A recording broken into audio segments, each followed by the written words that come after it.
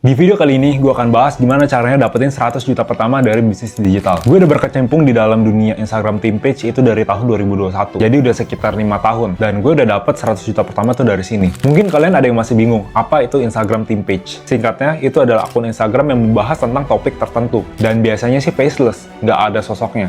Kalau akun personal, itu kan ada orangnya. Misalnya, akun Steven Semana. Ya itu ada guanya yang ngomong. Tapi kalau Instagram Team Page itu nggak ada orang yang fix. Ya mungkin aja ada orangnya, tapi orangnya bisa ganti-ganti terus. Dan topik yang dibahas itu bertema khusus.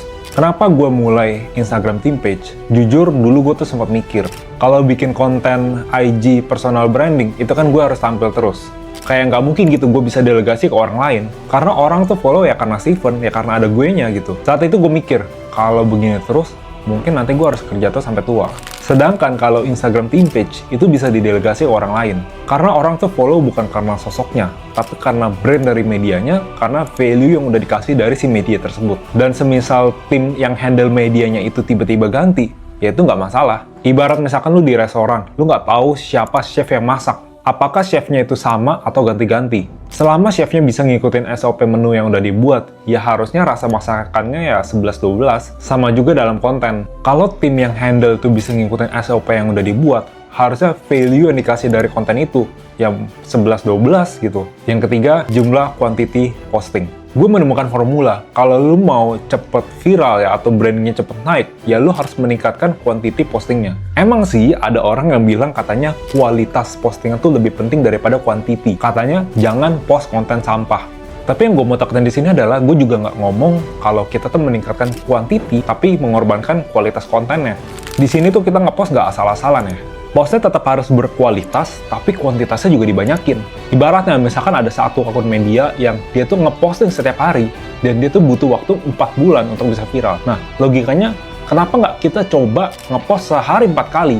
Supaya dari yang waktunya tadinya butuh 4 bulan, itu bisa di-press jadi cuma 1 bulan aja untuk bisa viral. Tapi pertanyaannya, kalau misalkan kalian akun personal branding, kan kalian nggak mungkin sehari ngepost sampai 4 video. Nggak mungkin sehari kalian nge-shoot 4 video, ngedit 4 video, riset konten, scripting, itu nggak akan cukup waktunya. Kecuali kalian jadi full-time content creator. Udah full-time pun, belum tentu kalian bisa konsisten posting 4 kali setiap hari. Tapi kalau Instagram Team Page, itu kalian bisa delegasi ke tim. Posting 4 kali sehari, itu jadi hal yang sangat mungkin untuk dilakuin. Dengan kuantiti sebanyak itu, kalian tuh udah pasti 1-2 langkah di depan dari media lain yang sehari ngepost cuma 1 kali.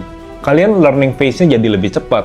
Karena konten yang dipost lebih banyak, eksperimennya jadi lebih banyak. Jadinya kalian lebih cepat nemuin winning formula dari kontennya. Lalu, gimana cara monetize-nya? Nah, ini pasti jadi segmen yang ditunggu-tunggu. Gimana cara dapat duitnya? Kita bikin konten, sebesar apapun impact yang mau kita kasih, ya pasti ujung-ujungnya kita juga berharap pengen bisa cuan dari sana. Kalau nggak untung, ya berarti namanya kamu charity. Pertanyaannya, gimana cara monetisasi dari akun Instagram Team Page? Ada 2 cara yang bisa dilakuin dan ini udah gue lakuin sendiri.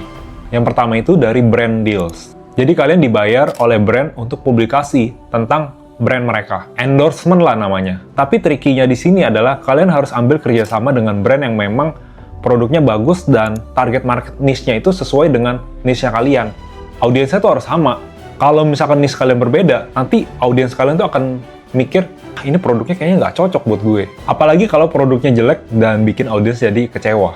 Cara monetisasi yang kedua adalah dengan menjual produk. Entah itu produk fisik atau produk digital. Kalau yang gue lakuin, itu gue jual produk digital. Kenapa? Karena produksinya sekali, tapi bisa dijual berkali-kali. Margin keuntungannya 100%. Dan enaknya, gue nggak perlu stok barang, nggak perlu ribet packing, nggak perlu drama kurir, karena begitu customer beli, mereka tuh langsung terima produknya real time. Kalau amit-amit ada customer yang kecewa dengan produknya, yang mungkin nggak sesuai dengan ekspektasi mereka ya, karena ekspektasi tiap orang kan beda-beda gitu. Tapi nih, kalau misalnya customer ngerasa nggak puas, ya kita bisa tinggal refund aja, karena kan kita nggak keluar modal 1% pun. Jadi, kalau kita refund produk, kerugian kita ya sebenarnya 0. Di satu sisi kita nggak merugikan orang lain, di sisi lain kita sendiri juga nggak rugi, jadi sama-sama happy. Produk digital biasanya bentuknya PDF atau video. Gimana masa depan Instagram Team Page? Ada pepatah yang bilang, kalau mau bisnis, itu kalau bisa kita pilih industri yang lagi sunrise, jangan pilih industri yang lagi sunset.